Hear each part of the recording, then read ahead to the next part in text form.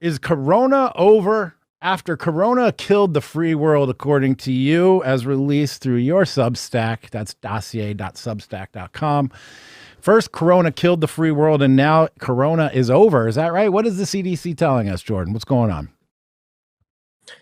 In short, the Biden administration was facing so many crises that they could no longer continue what I refer to as a giant scam, basically, because there's no science behind any of the ridiculousness that they were doing for the last 15 months. And of course, this overlaps into the Trump administration, which I think the coronavirus stuff basically killed off the Trump presidency.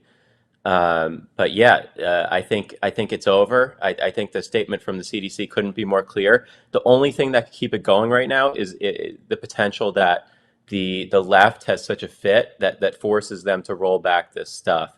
But with the economic issues, with heating up of the foreign policy, with China and Russia, blatantly disrespecting us, Russian hacking of these pipelines. Like, there's so much crazy stuff going on right now that I think that they realize, especially with that jobs report that came out where they missed by 750,000 jobs, that they're kind of in like full panic mode. So that's why you saw such radically different statements from, like, the CDC director being teary-eyed saying like, "Oh, I can't send my kid to summer camp." And then 3 days later saying, "Oh yeah, by the way, this is over. You don't need to wear a mask anymore." Yeah, So it's she's clearly, the same woman who political. said that she has a total like impending sense of doom and total collapse just like a month ago, right? And now they're saying that if you're vaccinated, you don't even have to wear a mask inside. Masks are off. It's basically over. But what you're telling me, and of course, we've all felt that the corona thing was a political item in many cases and used for other agenda. You're telling me that the Biden administration is just overwhelmed at this point, so they're just punting on corona. Is that what you're saying? The authoritarianism is here to stay, but the edicts that came down related to the coronavirus are no longer going to be applicable because they are destroying the American economy. People have been afraid to engage in the economy for the last 15 months, other than pumping up Amazon's stock price. So I think they realize that no one's working. So many people are on unemployment. There's so many squatters. There's probably millions of squatters that are renting right now, that aren't renting, that are just kind of hanging out. So that's another crisis on the horizon when you eventually have to kick out all these people. That there's a financing issue.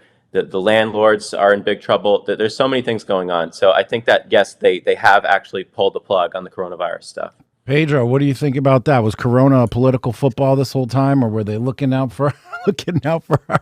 I can't even say it with a straight face. Looking out for our best interests. What's going on? Are we going to have more of this? Are the lockdowns over? Is the CDC in charge? Who's in charge? Is Corona over, Pedro? No. The answer to all of the things you just said is no. I think that there's too much money involved in this. Well, as far as like lockdowns go, I don't think that you'll probably not see those come back. I don't know. I don't actually like to forecast because usually whatever I say won't happen does happen. So, but I think that it's true that we're not going back to, there's no return to normalcy. I think that one of the reasons you're seeing so aggressive, you're seeing corporations push vaccine passports so aggressively is there's just a tremendous amount of money in this stuff. Jeff Bezos added $13 billion to his worth in one day, I think, last summer. So, of course, that was happening at the same time that small businesses were being wrecked, not just by lockdowns, but also by rioters who were being funded by people like Jeff Bezos. Uh, on the issue of vaccine passports, it's not just the left. I know that we focus a lot on the left, and it's fair, and the Biden administration, but you're also seeing parts of the libertarian right that are simping, put frankly, for corporations. Like the Cato Institute has published a piece recently arguing that actually vaccine passports are okay as long as corporations do them and the government stays out of it, which is funny because Biden is working with corporations to push vaccine passports. But if you look at things like the amount of data that would be, data is gold in the modern era, right? And the amount of data that's involved in something like vaccine passports, the amount of money that is involved in keeping a public health crisis rolling, at least on a kind of low intensity level. Like, I think it's interesting to think of this in terms of low intensity conflict, because that's what it feels like, right? we're never really over it. It's always kind of like a low intensity insurgency that we're being told we're fighting. And as a part of that, you're going to see the CDC, I think, make the case that it needs a bigger scope. It needs more funding to make sure that this low intensity conflict never explodes again into a full blown kinetic warfare. And a good example of this is the CDC recently said that, okay, well, coronavirus might be dying down, but there's a new public health crisis on the horizon, white supremacy. And as it just so happens, we need more money. They actually said we need more money to combat the public health crisis of white racism. So there's just too much power, too much profit, and too much prestige for blood-sucking goblins like Fauci. I mean, that's just what it boils down to. I think that when we try to approach this from rationally and bring facts and logic to bear, you're fighting something that's almost irrational, or it's kind of beyond the reach of rational argument. Like Jordan pointed out that, it doesn't make any sense why we're doing this stuff. Well, we're still doing it because we're not doing it for I guess, rational reasons. We're doing it because there's a kind of insatiable drive for power and profit. Yeah. Yeah. Did either one of you guys ever consider yourselves libertarian at one point? I know I did. And I just chuckle and shake my head at the condition of the libertarian thought these days. The irony here is that due to the techno corporate fascist party that we are in, this regime that we live under, the libertarians are actually going to be the pathway towards tyranny, right? They're just like, hey, go ahead, whatever. Corporations can do whatever they want. Private corporations do whatever they want. Well, when the government and the corporations and the media are all working together to achieve the same goal, we have a name for that. It's called fascism. And just because the government is able to strong arm or guide or participate and share in the agenda of the corporations and the media and the universities and everything doesn't mean that it's not tyranny. I tweeted this out the other day. Tyranny is decentralized now. That's a problem for us, actually.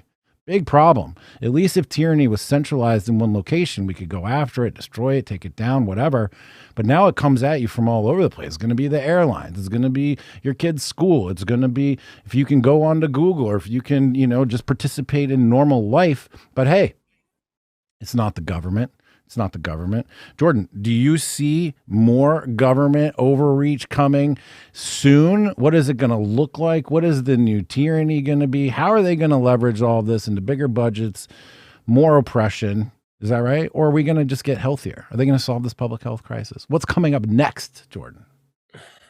I think there will be a temporary pause, at least, on the next big move.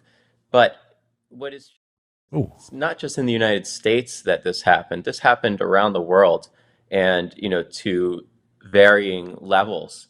And every country that you would have considered pretty free in 2019, you kind of have to like reevaluate the entire global landscape of the freedom index that a lot of these think tanks put out every year. And if I was doing a freedom index for 2021, I don't even know if I could find a free country.